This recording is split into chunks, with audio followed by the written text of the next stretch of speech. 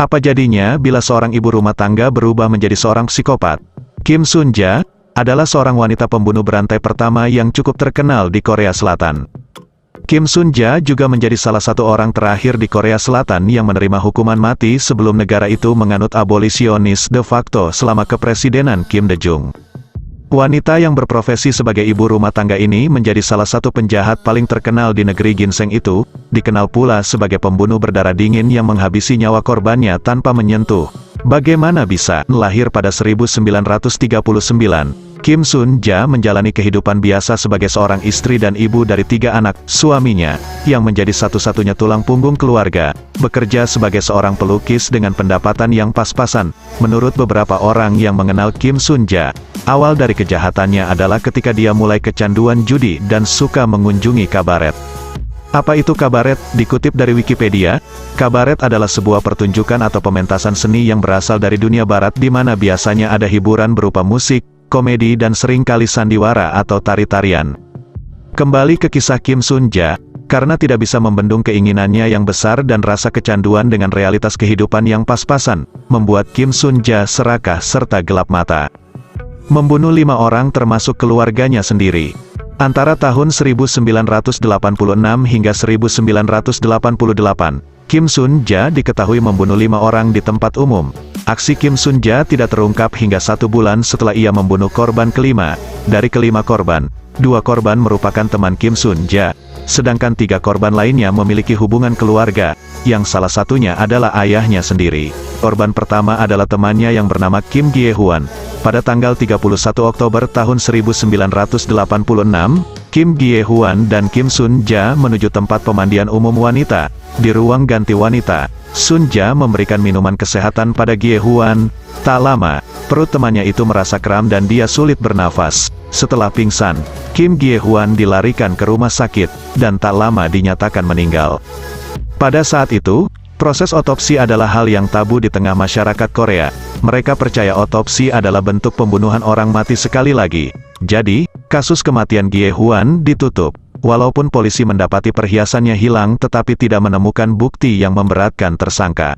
Pembunuhan kedua yang dilakukan oleh Kim Sun-ja terjadi pada April tahun 1987. Korban adalah teman Kim Sun-ja yang bernama John Sun-ja. Kim Sun-ja meminta teman lain, John Sun-ja, untuk menemaninya ke Yeongdongpo. Dia memberitahu John Sun-ja bahwa seorang peminjam seharusnya menemuinya di sana untuk mengembalikan sejumlah uang. Kim Sun-ja meyakinkan bahwa begitu dia mendapatkan uangnya kembali, dia akan membayar kembali John Sun-ja berapapun jumlah hutangnya untuk pinjaman sebelumnya. Dalam perjalanan ke tempat tujuan, Kim Sun-ja memberikan minuman obat kepada temannya di dalam bis. Segera setelah meminumnya, John Sun-ja terdengar mengeluh ada sesuatu di minumannya. Dia pingsan dari tempat duduknya dan dibawa ke rumah sakit, lalu dinyatakan meninggal. Di tahun 1988, modus serupa kembali dilancarkan oleh Sun-ja. Kim Sun-ja mengajak Kim San-ja, orang yang meminjamkannya uang untuk bertemu di kedai kopi dengan alasan akan bertemu dengan seorang debitur, dan akan membayar hutangnya. Kim San-ja setuju. Tapi sesampainya di tempat, debiturnya tidak muncul. Dalam perjalanan pulang, Kim Sun-ja menawari Kim San-ja minuman.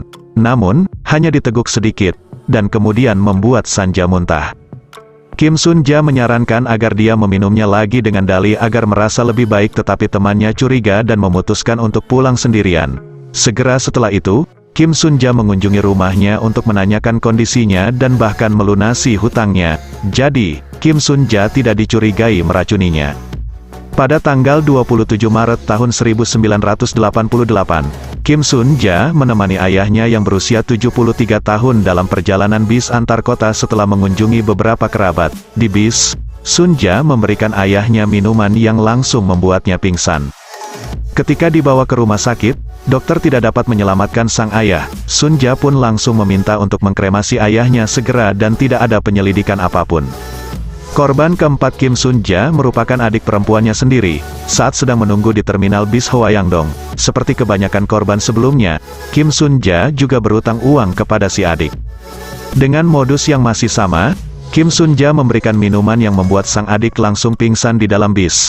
Saat dia sedang dibawa turun dari bis, Kim Sun-ja mengambil kesempatan untuk kabur dengan tas tangan dan perhiasan adiknya. Sementara itu, korban terakhirnya adalah anggota keluarga Sunja lainnya, yaitu sepupunya yang bernama San Siwon. Sunja yang berutang sebesar 434 juta won pada Siwon, meminta bertemu pada tanggal 8 Agustus tahun 1988. Ketika bertemu, Sunja menawari sepupunya itu minuman yang membuatnya terbunuh dengan cara sama seperti para korban sebelumnya. Kejahatan Kim Sunja akhirnya terbongkar, karena keluarga Siwon setuju agar polisi melakukan otopsi. Dari hasil otopsi, korban diketahui meninggal dunia karena racun sianida. Pihak kepolisian akhirnya mengotopsi semua korban sebelumnya dan menemukan bahwa para korban meninggal dengan cara yang sama. Meski hal ini menjadi bukti yang cukup untuk menangkap Kim Sunja dan menginterogasinya, tetapi mereka harus mencari bukti yang lebih konkret. Polisi kemudian mencari bukti tambahan dengan menggeledah rumah Kim Sunja. Dari penggeledahan ditemukan perhiasan dan uang tunai yang ia curi dari para korban. Saat melakukan penggeledahan, seorang polisi meminta izin untuk menggunakan kamar kecil di rumahnya. Saat itulah, polisi tersebut melihat ada celah kecil di belakang toilet. Ketika polisi itu memasukkan jarinya ke dalam, dia menemukan segumpal sianida yang terbungkus koran. Dari bukti yang dikumpulkan polisi, Kim Sunja dituding sebagai dalang di balik sejumlah kematian yang mencurigakan. Polisi menyimpulkan bahwa Kim Sunja membunuh para korban dengan mencampur minuman dengan sianida. Meskipun Kim Sunja menyangkal semua tuduhan, Mahkamah Agung menjatuhi hukuman mati pada tahun 1989.